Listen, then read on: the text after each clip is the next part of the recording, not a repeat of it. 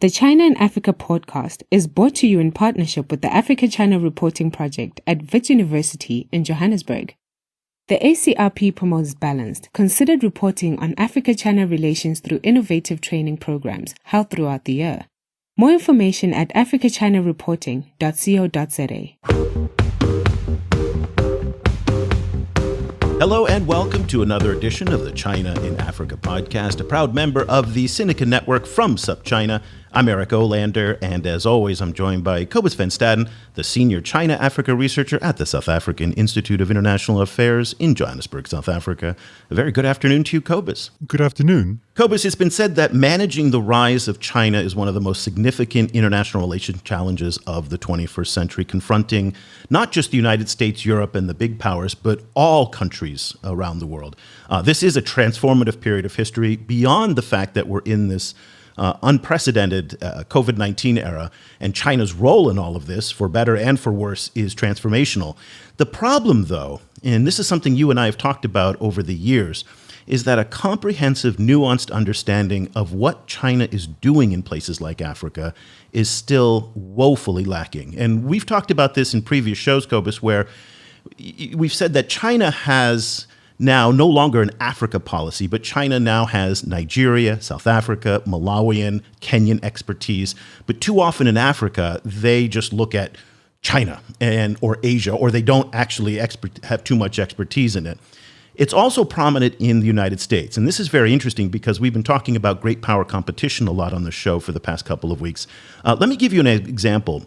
Just last week on July 14th, there was a press briefing by the CEO of the U.S. International Development Finance Corporation. His name is Adam Boehler.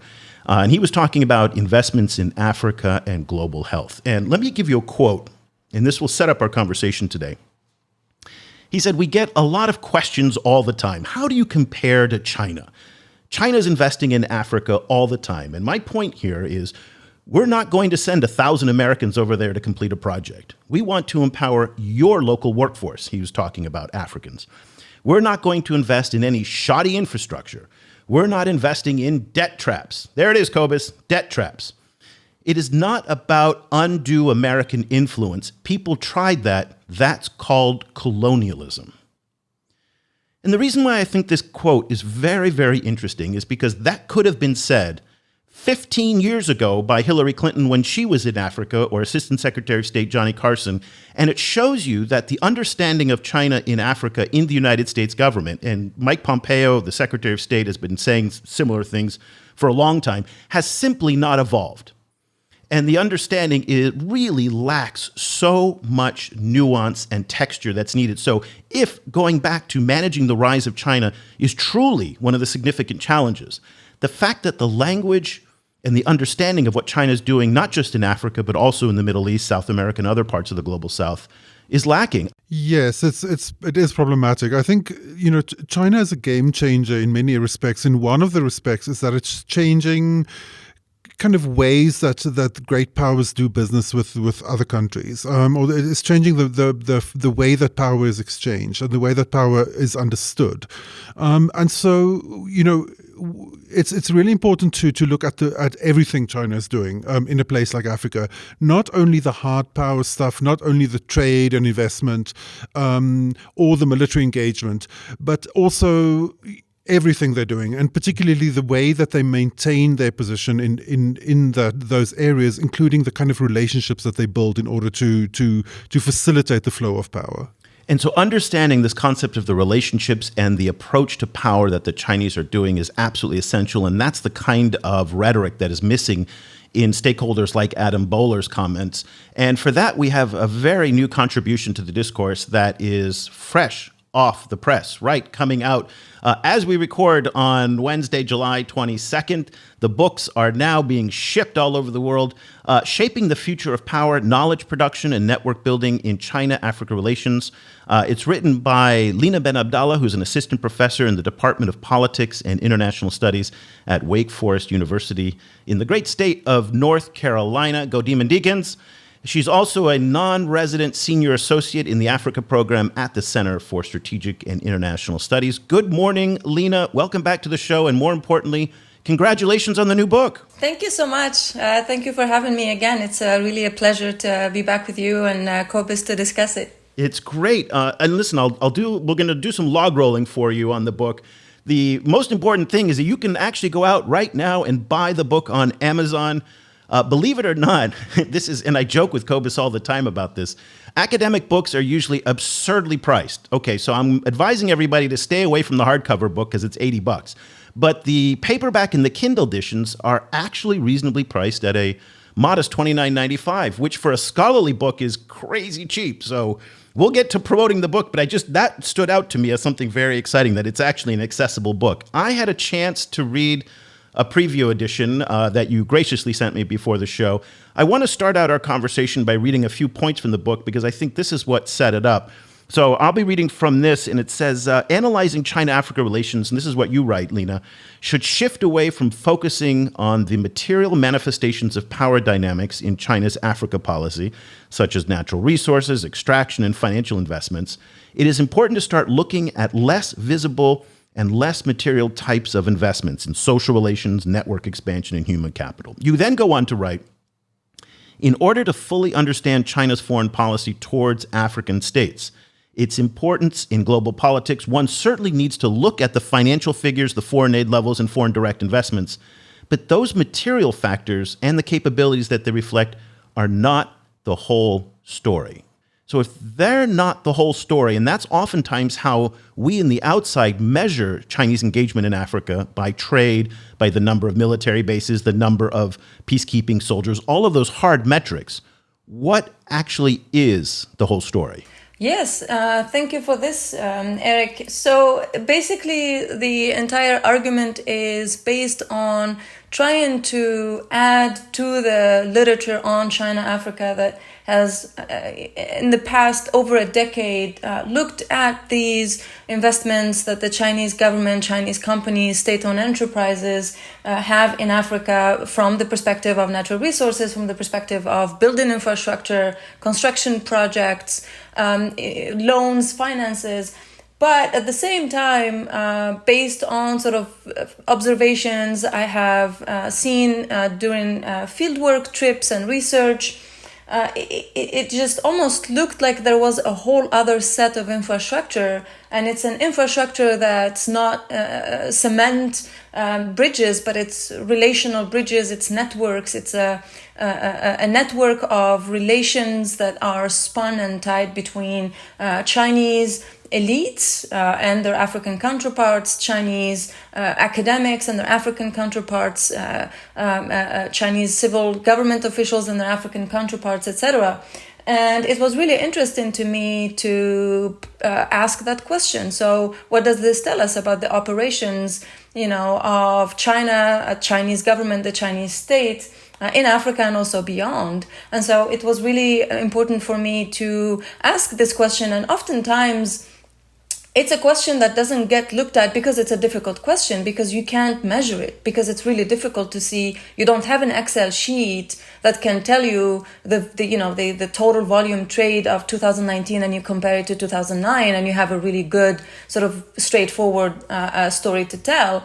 When you're looking at these relationships, when you're looking at the network aspect of the relations here, it's challenging precisely because it's not tangible, precisely because it's difficult to measure. So you really have to go at length into really trying to capture it by examining different cases and interviewing people and doing a lot of field-based research to get that. So one of the key aspects that you focus on in this relationship building is training. So training and skills transfer is a big part of the China-Africa relationship, but it's one that's actually not very well known or very well understood, I think, in the broader China-Africa community. Can you give us an idea of roughly what the scale is of the training that you discuss? In general, when we talk about trainings, there are two different types. There are two different categories of trainings. There is the kind that's sponsored by the Chinese a government usually announced at FOCAC. At the forum, typically there will be announcements of government scholarships that are paid for and provided by the Chinese government. But the second category is another form of training, which is usually provided by Chinese companies, typically on the ground. So this would be your Huawei or ZTE training local labor force to work at the Chinese company. And so in the book, I focus on the former, not the latter. So I focus on these sort of government-to-government scholarships and trainings. And when we look at the scale or the scope, I mean, of course, by now we have seen a lot of data coming out to say, most recently, UNESCO had a report that basically shows that China has now officially sort of become the largest destination for African students, and a lot of that is on scholarships that are paid for by the Chinese government. So we see more and more sort of these data that show that at the level that it is today, China is topping the lists when it comes to destinations for these trainings and scholarships. And so to give you a sort of a quick comparison, just looking at FOCAC 2015, the agenda announced that the Chinese government was going to sponsor 30,000 scholarships and provide 2,000 educational opportunities. And in 2018, that number has changed to 50,000 government scholarships, and also announced 50,000 seminars and workshops, and invited 2,000 African youths, and sort of, and you merge this with the Belt and Road Initiative, you see that these initiatives are only increasing. So the scope and the scale of it, are increasing.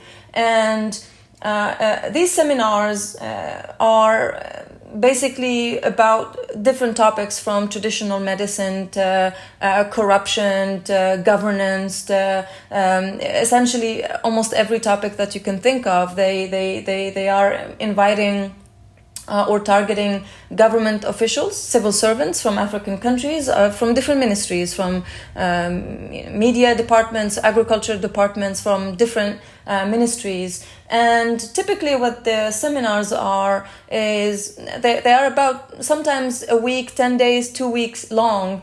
And it's really interesting because we sometimes will hear the number, but it's not really captured in what exactly is China doing in Africa. And so my attempt is at looking at these trainings and seminars, workshops, to unpack what goes on in these trainings, what happens, what are the effects and impacts of these ever-increasing training opportunities that are sponsored by the Chinese government for Africans.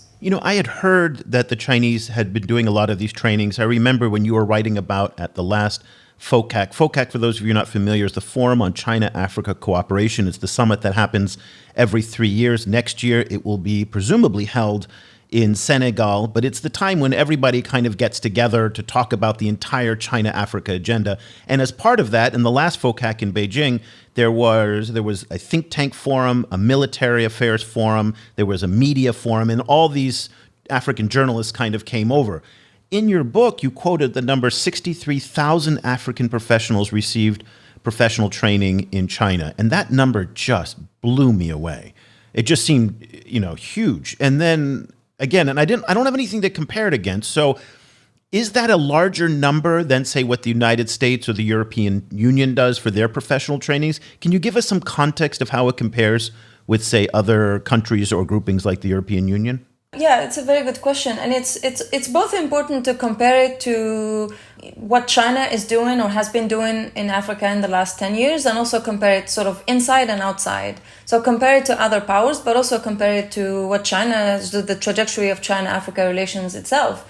And so that comparison a little bit easier because you go back to FOCAC 2009 or FOCAC 2012, and the numbers are not anywhere near there. And what's really interesting about FOCAC 2018 as well is when you look at sort of the comparison between FOCAC 2018 and 15, you sort of see that there is a little bit of the preferential and concessional loans, for instance, that envelope has shrinked over the last 3 years. But the envelope or the investments in these professional trainings has actually doubled. So it's really interesting to just compare it with it inside already, just to see over the years what this tells us about the China-Africa trajectory and the story of China-Africa relations, but also comparing it outside and looking at the report that I mentioned earlier, the UNESCO report talking about scholarships. It actually didn't have the US ranked anywhere near the top 10 and near the top, I think I've looked at 6 or 7 top countries providing scholarships. The US wasn't anywhere near there. And so you get, I think, Germany, you get India. We typically sometimes see Turkey as well, sort of re-emerging as a government that is more and more interested in sponsoring these scholarships and trainings for Africans. But there is a new picture when we look at sort of the top 10 providing states here. We see it's not the usual typical story or classic story of Africa's international relations or foreign relations, which is usually dominated by Eurocentric or European US kind of powers. This is a different picture. Like I mentioned, India and Turkey and definitely China. And so when you compare it, you see that there is a decrease, there is a downward trajectory of scholarships provided by European countries and an upward trajectory for these scholarships that are provided. So there's almost an interest in making Chinese universities and Chinese institutions sort of attractive destinations for Africans to get degrees and the other way around. There's a sense of closing up from European or countries or the US. It's really interesting also to mention that when we're doing these comparisons, Russia comes up, and especially when we're looking historically speaking, the Soviet Union in the past has had these trainings as a huge pillar in Soviet Union's foreign policy in Africa, which is to say, right in the 60s and 70s, as a lot of African countries had just gotten their independence from colonial powers, there was a need to train the elites. There was a need to get teachers and get doctors and train a whole set of elites. And the Soviet Union was providing a lot of that. And so, it's very common to have had a teacher from ex-Yugoslavia or a doctor from Soviet Union. So it's not just the Soviet Union that used to do these provide these trainings and used to do these scholarships and as part of their foreign relations. It's not a Chinese thing either. It's not unique to China. But it definitely, when we compare the scopes and the scale of it, we see that by numbers, sort of China is both providing the largest, but also having a very fast increase pace over the years. So, there's this rapid increase in skills transfer from one FOCAC to the other is really interesting for me, and I've wondered about that in the past, and I'd like to ask you, to which extent do you think this was pushed by China, and to which extent does it reflect, agency on the African side in demanding more of what they want from China, and I guess and does it then kind of work as a kind of a cooperative relationship where everyone is really getting what they want, and also then kind of in the wider sense, how does it compare to China's relationship with the rest of the global South? Is Africa a special case there, or was this also true for the Caribbean or South America and so on? In terms of agency, almost everyone I interviewed who attended some form of Chinese government-sponsored training, had positive impressions, if not of the content of the training itself, the experience overall. And, the experience includes essentially getting to explore and to experience China firsthand for a lot of these civil servants and a lot of these students and journalists. If you don't get the chance to go to China and see it for your own, chances are what you know about China is filtered through other media sources. And chances are, if you're from Algeria, for instance, that media source is going to be France 24 or some French/European media perspective. And so in a lot of my interviews, this comes up, sort of this, being impressed with how China has, just in the last 30, 40 years has come so far away. And that impact, that's, a lasting impact that comes back in the interviews and in the conversations with civil servants, is a very positive one from their sense, but also it's a win-win from the Chinese sense, because it basically shows a China model. It shows a product, a development story that China can tell that a lot of Africans want to hear about, they want to know about, they want to learn about, and they are impressed when they actually see it. So a lot of times these trainings involve guided tours. They are not necessarily spontaneous or, open. They are very much curated tours, but they serve the purpose of telling the story, of showing everyone who comes to visit, look how far Shanghai has come, look how far these big cities have come. And that leaves a very positive impact. And it's an aspiration, it's a message of hope, it's a message of, look, it can be done. And it's a very important and powerful one. When it comes to agency, in many ways, a lot of African elites want to see that. They want their colleagues and everyone to be able to see and learn from this experience. So on their end, they want more of these trainings. They want more of these reports with Chinese government officials and Chinese civil servants to get to know how is this done. Some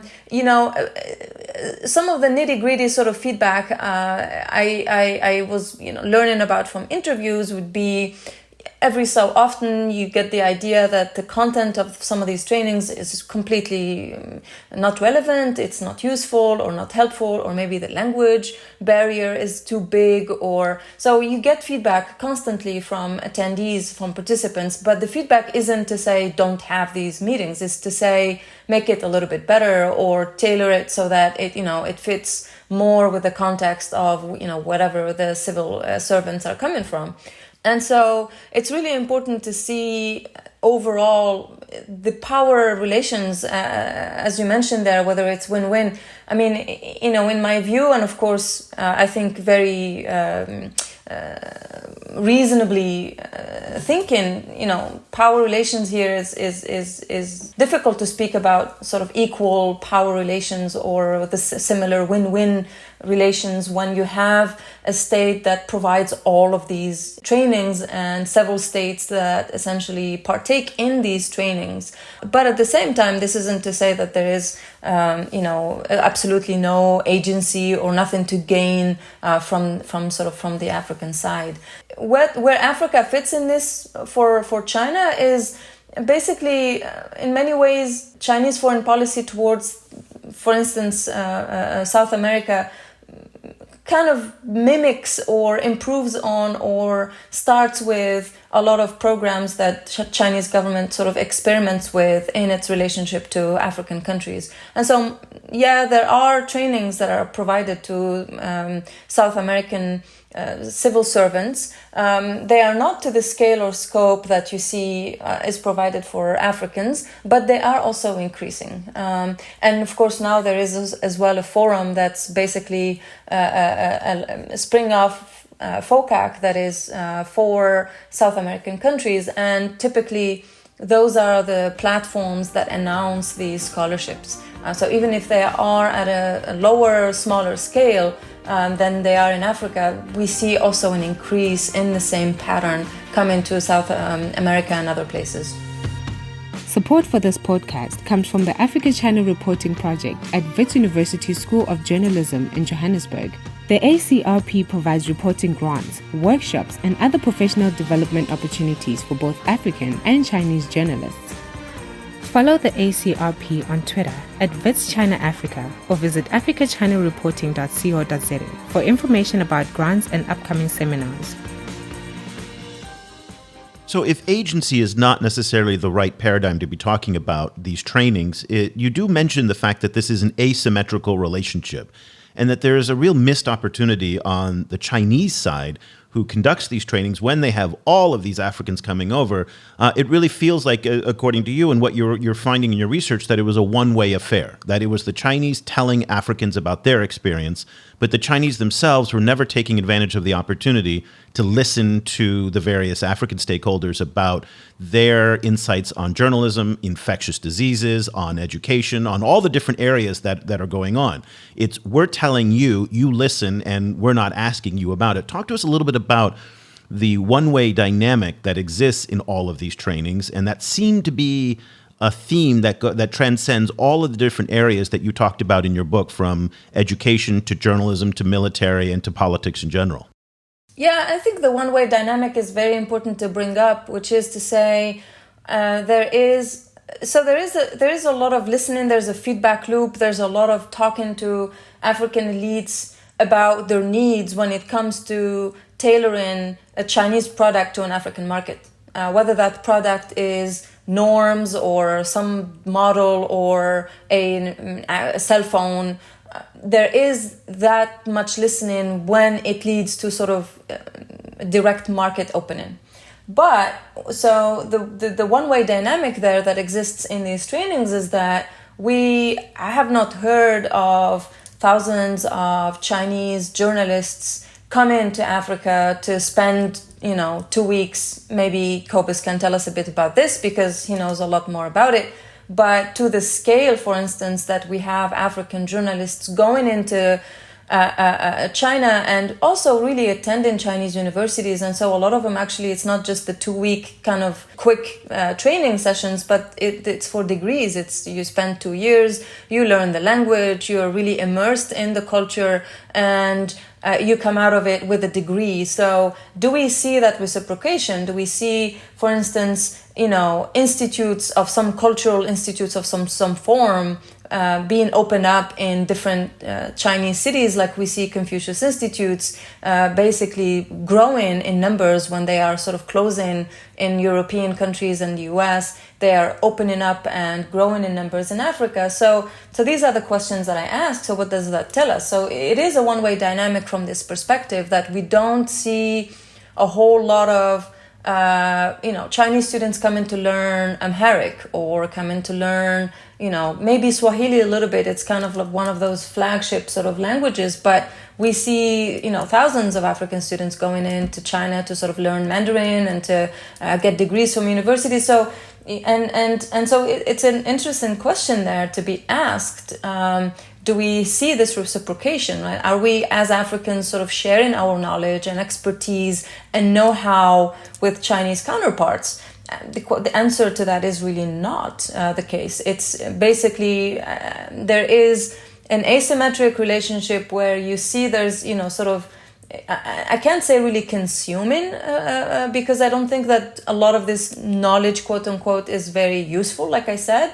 There is, the whole picture, the importance here is in the network, in, creating connections that are going to be lasting, that are going to be profitable for Chinese commerce, for Chinese companies down the line. And that's basically why it's important to look at this one-way dynamic and to ask the question, do African countries or governments sort of provide similar, training programs? No, they don't, right? And why so? And that basically gets to the bottom line, which is about creating or investing in relationships, which is, in my mind, a characteristic and something that we have to look at in order to understand China's power or the operations and the approach of China to power in general. In relation to the language issue, I completely agree. Like so many African students go to China to study Mandarin, and when Chinese students want to study African languages, major African languages like Hausa or isiZulu or Kiswahili, they end up there are African language departments at Chinese universities, and they frequently study those there. And Africa isn't really set up at the moment as kind of like center of language education. Even though I think that could be very, very useful. One of the kinds of training that you focus on is military training. And in speaking with Western diplomats, frequently that's the one that really draws their attention. That's the one that they really want to hear about, because they don't want to hear that they're not giving enough scholarships to African students. Even though I'm the one who always keeps saying that. Can you tell us a little bit about the why does China spend so much money and energy on this kind of military engagement, and what are they getting out of it? Yeah, and they get a lot of it. So Eric earlier mentioned the one of the most recent additions to China-Africa Forum diplomacy was the Defense and Security Forum. And the defense, and so there were basically 2 editions of this Defense and Security Forum. And the usual trend or pattern for it is that you have military or high-ranking military attachés from different African countries going to China to attend usually 2 weeks of a forum, mix of seminars, social time, visits to different facilities, etc. There was a statistic somewhere that I point to in the book, basically that says in almost every African country there is at least a high-ranking military official that has had some form of training in China at some point. And that is very important because it makes very easy sort of the connection, for instance, when there is a need to buy military equipment, or when there is need to discuss this sort of security questions. At the very base, you have a marketing strategy for Chinese armaments and military equipment, which is to say, when these military attachés are invited to China, when these people are trained in China, they get to visit different facilities, they get to see the product, they get to see how they function, etc. And the trainings are important because then they keep the maintenance, they keep, you have a set of engineers and people who are able to go back and make sure that people know how to operate these products. And so keeping that momentum of relationship and keeping it constant is really important for sort of the service you provide, 10 years, 15 years after you've provided the equipment. But the other thing that's really important as well is, in a lot of scholarship in international relations, talking about what comes out of these trainings and port calls and, Navy drills, etc., is a form of trust building that's really important to establish between different militaries and different navies and etc. And there is a huge importance attached to these drills, even though, sometimes, we just see it sort of as a photo op, we see just the picture at the end of it, etc. But the exercise is really important because you almost have, at the end of it, you sort of speak the same language in terms of, what you view as a threat, how you respond to a threat. And all of these are really important. So, at the end of the day, if all of your port calls or trainings, or most of them anyway, the drills are made with Chinese counterparts, then you harmonize the way that your Navy or military operates with the way the Navy or the military operates on the Chinese side. And this is really important because it just makes everything else sort of, the way that even you conceptualize a threat or how you respond to it becomes something that's harmonized with that Navy or that military. And this is why it's really important because, because it takes a lot of years to do this. It takes a lot of time to build this trust and to build, these collaborations. And it's not just a one-time deal where you just do a drill and then you don't do it again in, 10 years time. And, in the Chinese, on the Chinese side, there's this understanding that China is not viewed in Africa as a security partner. It's not viewed as a serious, security partner because it's mostly viewed as sort of an economic power. And we don't see, Chinese boots on the ground, so to speak. And so the whole idea here is to be able to improve on China's security, or at least increase China's security footprint in Africa without having that boots on the ground effect that when you say U.S. military, brings up in people's minds. And one way to do that is through these trainings. They are completely immaterial in that sense. You really don't see much, but they are there. The networks are essentially increasing and they are getting more and more dense. But you don't have that same sort of threatening view of a military that you have if it was, more of the classic traditional, military presence, which is to say drone bases or, AFRICOM, etc. But I wonder if that perception is going to start changing soon.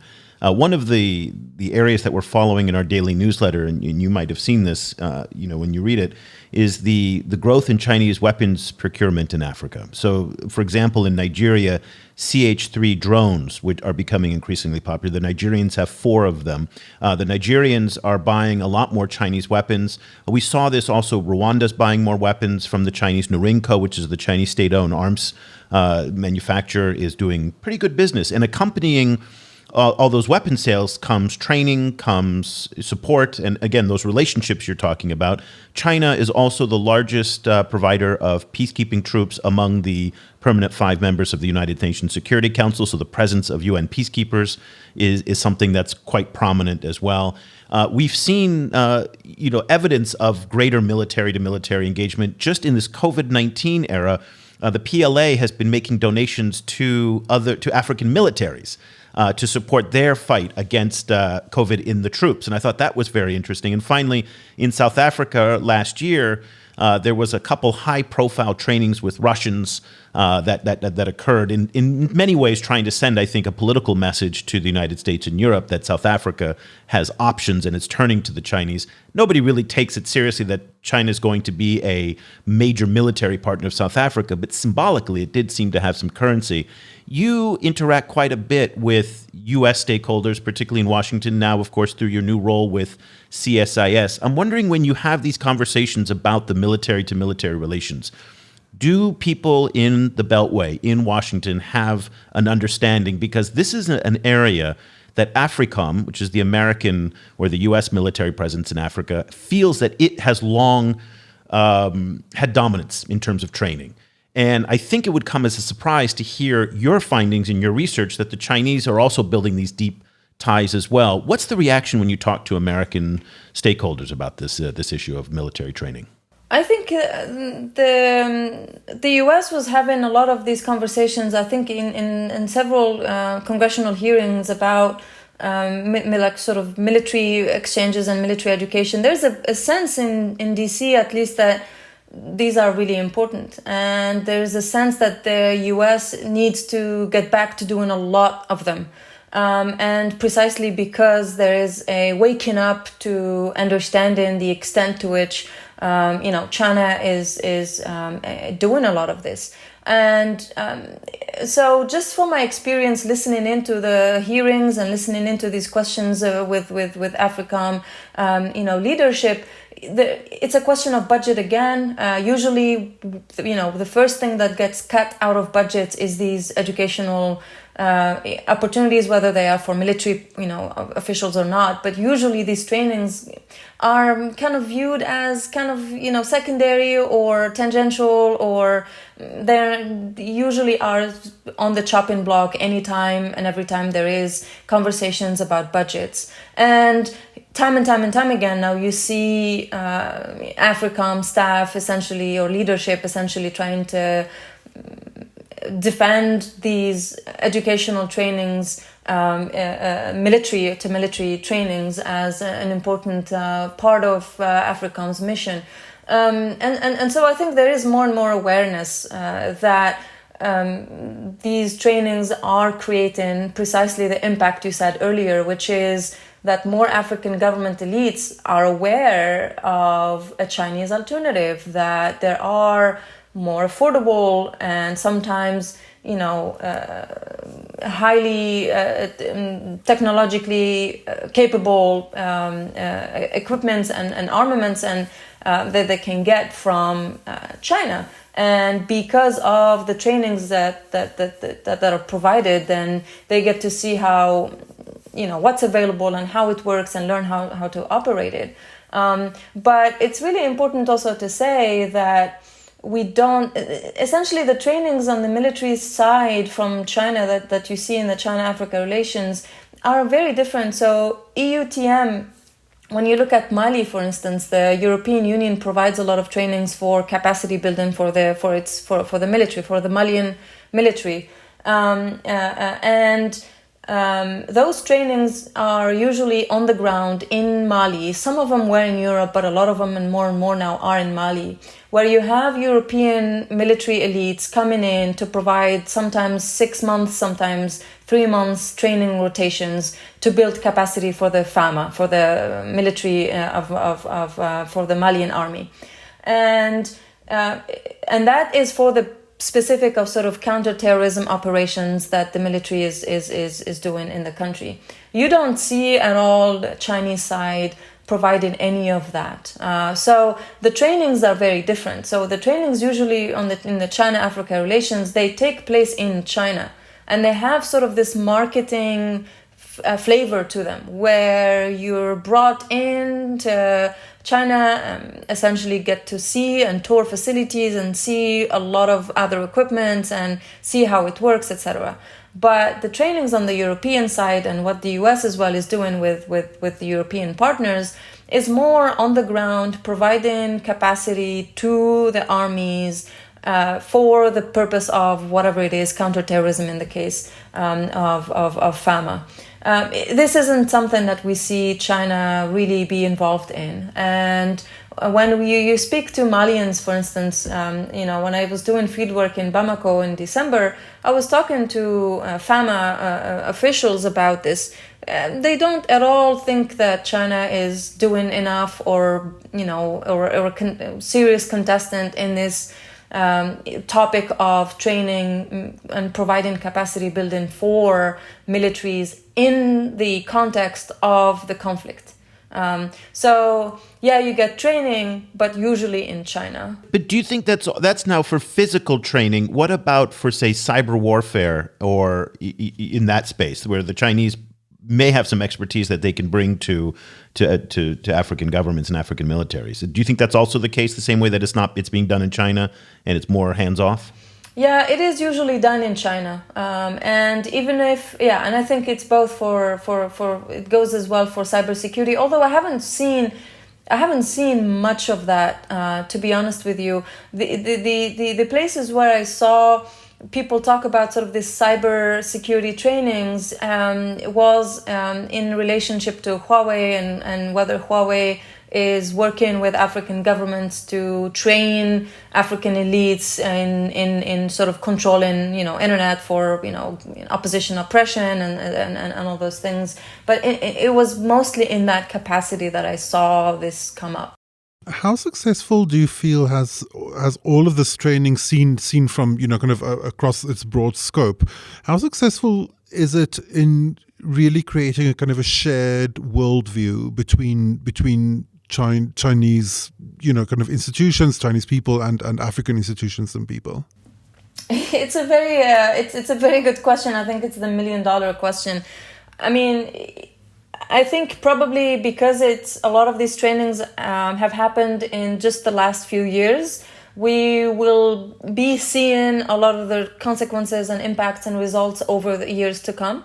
But preliminary assessments show that essentially when it comes to basic kind of Chinese understanding that somehow the narrative of China Africa in Africa is usually negative because this is how Western media, for instance, talk about it.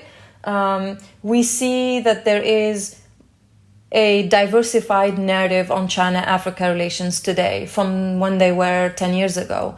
And a lot of that diversified narrative comes from precisely these opportunities to make China known to the African military or the journalist or the student, which are the three cases that I've looked at in my book.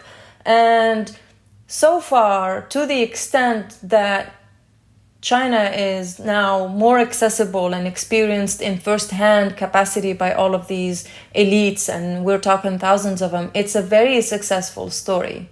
But that doesn't really mean that just by mere fact of going to attend a workshop, you've internalized some alternative story about history, for instance, or about whatever it is. So that remains to be something that we can look at later on. And in fact, preliminary analyses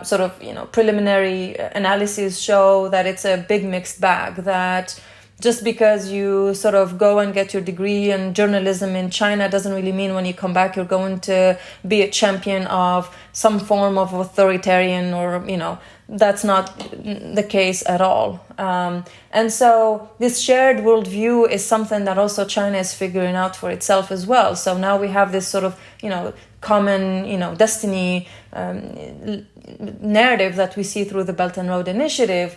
But that is constantly changing as well. It's something that's still being figured out on the Chinese side. And as long as it's still being figured out on the Chinese side, it will also be different in China's and how it manifests in China's relations, whether it's with African countries or with Belt and Road countries more generally. Very quickly, what do you want people to take away from your book?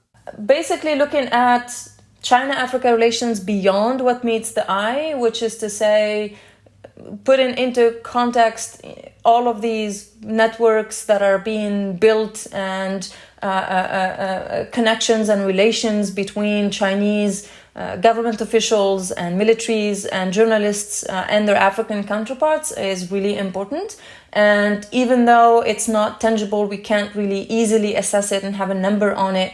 They are important investments, and they tell us a lot about the way that what we expect to see out of China as it is becoming more and more of this sort of great power. What do we expect to see? So we have to understand how this power manifests itself and how its power works in order to really understand what it's doing in Africa and beyond. The book is Shaping the Future of Power, Knowledge Production, and Network Building in China-Africa Relations. Just hit the stores right this week. So if you're listening to it now, you can go to Amazon, you can download the Kindle book. You probably can't go to a bookstore because they're all closed, but you can get the Kindle version at Amazon and in other places where you buy academic books. It's written by Lina Benabdallah, who's an assistant professor at Wake Forest University. She's one of the leading China-Africa scholars in the world, also a non-resident senior associate at the Africa program with our good friend Judd Devermont at the Center for Strategic and International Studies in Washington, D.C. Lina, thank you so much for taking the time. We really appreciate it. I know a lot of people want to follow what you're reading and writing these days. And if so, what's the best way for them to stay in touch with you? I think either email or on Twitter. And on Twitter, my handle is @lbenabdallah, which is my last name. So I have a page for the book. It's a website just called Shaping the Future of Power. And I have information about, my contact on the contact page. Fantastic. We'll put links to both the book site and also to your Twitter account as well. We really thank you for taking the time, and we're honored that we're the first interview on the new kind of book tour. So thank you very much for taking the time to join us and really share some of your fascinating insights. I can't recommend the book enough. Again, Shaping the Future of Power, Knowledge Production, and Network Building in China-Africa Relations. Lina, thank you so much. Thank you so much, Eric and Copus. It's my honor. Copus, I want to take us back to the top of our discussion when I was quoting Adam Bowler from the Development Finance Corporation and the unsophisticated language that he was using about the Chinese. And again, it's hard to tell which audience he's targeting that language to. He is a Trump ally, so a lot of that might be for a domestic audience. But I think what's so critical here is listening to Lina. is, again, the nuance, the complexity, and that's the challenge. And again, if you don't understand who you're talking about, and it's clear to me that people like Adam Bowler do not understand the Chinese and what they're doing in Africa, because again, they're using language that's 10, 15 years out of date. For me, they're incapable then of meeting the challenge of managing China's rise. And that's why this book from Lina to me is so important. So if you are tasked with understanding what the Chinese are doing in a place like Africa, to me, this also applies to the Middle East, South Asia, even here in Southeast Asia as well. This is what they're doing in Africa in some senses is being used in many parts of the world. These kinds of books are absolutely critical. You know, one of the great things I think that Lina shows in her book is the strength of China's development narrative in places like Africa. You know, it's like the very thing of we used to be as poor as you are, we are now incredibly rich. This is how we did it. That is such a powerful story to tell in Africa, and until the West realizes that that's not really a story they have to tell, they can't make that claim, among others, because the West is now rich, among others, because of exploitation of Africa itself. Until the West is actually clear about that and understands why that story is so important, there's no way they can understand what China is doing. And it's a form of soft power that I think the US and Europe don't really fully understand. We still frame soft power in the Joseph Nye traditional context of media, culture, getting people to do things without having to force them to do things. That is a very 20th century definition of soft power. This development narrative that you're talking about is something that's new. And for the most part, again, I don't think that it's very well understood in the United States in particular. It's one of those things, and I think that's the power of what she was saying, that when people go to China and actually see it, when you are in Shanghai and you're looking up at the Bund and you're looking at Pudong, the scale of what's there is remarkable. And again, we can separate all the politics and some of the awful things that happen in China. And that's one of the things a couple points that I thought was missing from the book. Number one, I would have liked to have seen more context. That is, the Chinese are doing this, but how does that measure up against the Europeans and Americans? That to me that would have helped me better focus the Chinese contribution in this space. So that part was missing. The other part, as a constructive critique, I would have liked to have heard a little bit more from people who went to China, participated in the trainings, and found it objectionable. Not everything you see in China is good, and especially in the media and journalism training, when they come up against the censorship, they come up against the misrepresentation of some of the facts that are clearly out there, that are well documented, and what do they walk away with feeling like? Do they necessarily feel better about China when they see some of the injustices that happen? And I will say that is by exactly the same as what I would expect for people coming to the United States. That we invite foreigners to come to the U.S. to do these tours. The State Department pays for them. And I'd be interested to hear when they see the racism and the shortcomings of the U.S., how does that impact their feelings on that? So those are the two areas that I would have liked to have seen more in the book. But other than that, I don't have too many complaints.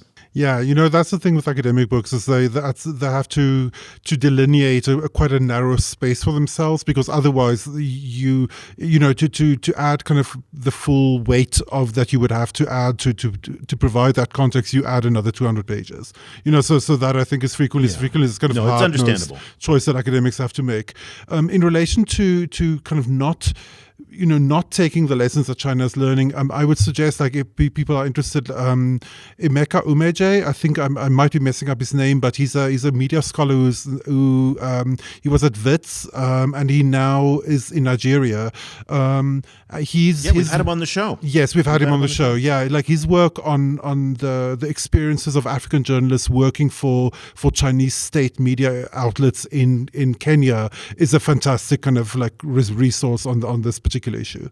Also, just to be fair, the Africa-China Reporting Project, who helps underwrite our program, and our old friend Barry Van Wyck, who's at WITS University there, they do bring Chinese journalists and do training sessions to better understand what's happening in Africa. So I don't want to leave anybody thinking that this doesn't happen in reverse. I think the key difference, though, is that the scale with which it happens, from the Africans going to China rather than the Chinese coming to Africa, that is the key difference. There's a few dozen every year coming to WITS, where there are thousands going to China. So big difference. But it is happening. And I would like to see more Chinese listening to African stakeholders, the same that I would like to see more Americans. This is one of the pieces of advice that I gave on a recent Africa Report podcast when they asked all the guests on the show, what would you advise American policymakers? And I said, listen, stop talking, listen. And I think that same advice actually goes for the Chinese as well. So it's unfortunate that so much of these trainings